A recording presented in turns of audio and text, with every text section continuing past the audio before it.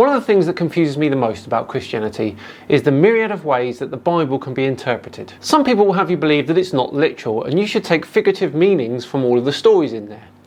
That's fine, no problem with that at all. However, some Christians do take the Bible literally and as such believe that there was a giant global flood, the earth is only 6,000 years old, and people lived to over 900.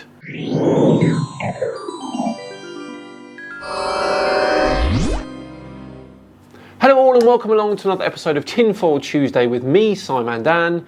Thank you very much for joining me. Yes, we are back again today looking at standing for truth. You remember him? Here's a quick reminder in case you don't.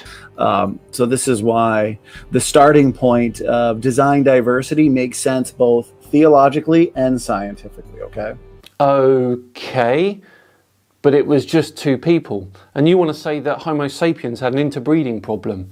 Right. Well, recently he was having a discussion with two of his mates about how it was possible for people to have lived to the ripe old age of 900 years old. This one should be interesting. I would say that the Christian wants to know two answers to be able to give the critic, because there's two areas that come up. One, if the critic knows anything about scripture, they scoff at people living to 900 years old. Indeed, it's something which is physiologically impossible and quite frankly sounds absurd. Is there any evidence that people live to be these great ages? There is not. Right, there we go. Another Tinfoil Tuesday, all done and dusted. Sorry, I should let him try and prove this one, shouldn't I? Gosh, that is a great question, and one that, quick backstory.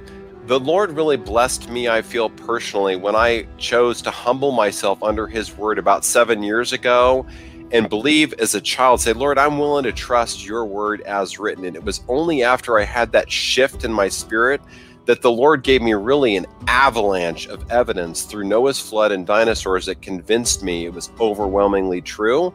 An avalanche, you say? Very interesting. Can't wait to see this avalanche. And I went through, it was like being born again, the 18-inch gap between my head and my heart got aligned like at a chiropractor, and it really made my faith a much stronger than it is today. But that was like the core shift of my belief, but the frosting that I got on top of that was about 6 months ago when I ran into the long ages that Dr. John Sanford talks about how did these patriarchs live 912 years? Because that was a stumbling block for me as a teenager I was asking my mom, the Bible's got to be some kind of a myth book because these guys are living 900 years old. And this is excellent skepticism, it really is, and quite honestly, very indicative of children. It's just a real shame that under these circumstances, children are persuaded to bottle that skepticism and throw it away. And then Dr. John Sanford, a geneticist who invented the gene gun from Cornell University, absolutely nails it in his book called Genetic Entropy. A gene gun? Whoa, hold on a second there. Okay, it is a thing. Very interesting. Seems to be used with plants more than anything else, but hey ho. I unpacked his science, his statistics, ran with that stuff myself, reanalyzed it all, and we absolutely know with certainty what happened with those long lifespans. It was a biological decay curve. But decay in that sense would indicate that eventually human lifespans would end up being close to nothing, when in reality they have done nothing but improve over the last 500 years. So did it decay to a lifespan of about 40 years and then suddenly decide to go back up again? If you follow the Masoretic text exactly, you've got 1656 years, give and take, between creation and the flood. So you've got Adam and Eve with the perfect print of human genome, and then the sin and fall and corruption starts taking over. But I thought the flood was supposed to reset all the sin and corruption. Am I wrong here? And then they start gradually declining in lifespan, getting shorter and shorter and shorter because Adam lived, I think, 930 and Methuselah 969. The average of the lifespan of these pre-flood patriarchs, 912 years. Then you hit the flood about 1700 years after creation, and the lifespans don't fall off of a shelf. They systematically and exponentially began declining over the next 1,000 years, following down what's called a power law. Okay, first off, I don't think you know exactly what exponential means. And secondly, you've made a graph out of all the figures you've read in the Bible on the ages of those people, and then you've applied that graph to the shape of an already known statistical graph. A power law curve, and you can throw polynomial or curvilinear regression at this, run the math, and it fits with what's called an R-square of 95%, which is uncanny as a statistician. The likelihood of the model being built by chance is 1 chance in a quadrillion. So something's going on with these lifespans that perfectly fits an exponential power law decline, where they get off the boat after the flood, they 600 years long, they live 500 years, 400 years, 300 years, 200 years, and it starts going down all the way through the book of Genesis to the point where we have the lifespans today. And you can plot it out, and there's only one of these 23 data points that is slightly outside of what the model would predict. A model, by the way, that takes all of its raw statistical data from the Bible. And this is the issue here. You need to get evidence that corroborates the Bible, not use the Bible itself. So it's absolutely a biological decay curve. And what happened is, if you take all of the human genome and bottleneck it down to just 8 people after the flood, inbreeding and mutations began exponentially increasing, resulting in shorter and shorter lifespans after the flood. That didn't happen suddenly, but happened gradually. So talk about icing on the cake. It's amazing evidence that completely substantiates the Bible. So the Bible completely substantiates the Bible. Nice. Why wouldn't it? One more thing to say about that. I had to come face to face as a behavioral scientist who's testified in all these court cases before. I had to ask myself this question: why in the world would some ancient sheep herder with a quill pen writing on animal skins want to make this stuff up about these long ages? Why would he be motivated to try to convince people 3,500 years ago that people were living hundreds and hundreds of years long? I think you know full well that today's Bible is a very different beast to the one which was originally written. Additionally, they were writing fiction. A behemoth here, a miracle over there, a 900-year-old person over the hill. And the second question is, how could he have done that? Was this guy trained in exponential power curves? One guy. It's well understood that there are over 40 authors of the Bible. Even I know that. How did he perfectly fit these data along a systematically declining slope? He didn't know polynomial math. He didn't know the exponential decay curve. He didn't know power law regression. But somehow he's just recording these true historical lifespans, and you can't make this stuff up. It absolutely confirms the Bible is real history. So, the info in the Bible absolutely confirms that the info in the Bible is real history. Right. Gotcha. And you absolutely can make this stuff up.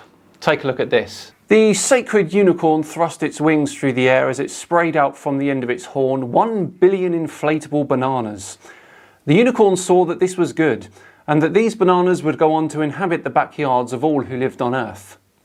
Happy with her work, the sacred unicorn shed her wings, which went on to seed all flying beasts of this land. She then spent the rest of her days locked in the giant ice motel nestled in the rings of Saturn, governing the giant inflatable bananas from afar. Wow, that was an incredible answer to a very common question, Dr. Biddle, a question I had on my mind as well when I first came to Christianity. And it truly is amazing that we are looking at, as you pointed out, a biological decay curve that's perfectly consistent with deleterious mutation accumulation that we have today. I typically like to point out we can take this point of most accumulating mutational load back to a point of least accumulating mutational load, and that would be a point of perfection, a point of Adam and Eve with no mutations. And I like how you pointed this out, Dan. To accuse the biblical authors of fabricating this story and making up these ages would be to accuse them of doing so with the advanced knowledge of mathematics and biology to invent this perfect biological decay curve. Well, as I said, the Bible's been written and rewritten several times. Who knows when those ages made their way into the texts? So wow. Great answer. Yeah, we just did a video on this topic. It's on our YouTube channel. I think it's about 6 minutes long. But for those interested in that and all the math behind it, check out that video. I think it's called Long Ages of the Flood, something like that. It's great. I'll watch Great that points. video. Highly recommend. Highly recommend. Matt, right. did you have a couple comments? Or did... Oh, absolutely. Longevity is a great topic of mine. One thing that I think you will find interesting is one of the leading geneticists on anti-aging is a guy by the name of Dr. Aubrey de Grey. Now, he's a secularist. He probably believes in evolution. I mean, I doubt he's a creationist. I would probably know. And he's actually said that we're trying to go back and with gene editing sequences have children being born with a better genome that we have, be it by taking their mutations away. And then when they ask him, what's the potential of the human beings being alive?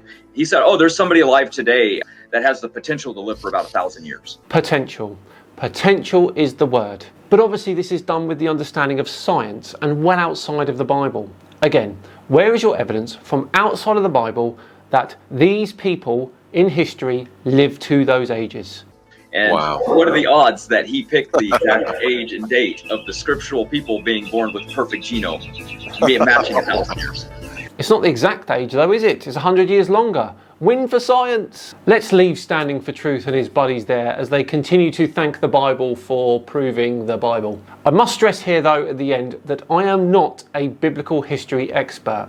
I've read a bit, but nowhere near enough to call myself an expert. These are just my opinions, which I have laced together with well-known facts.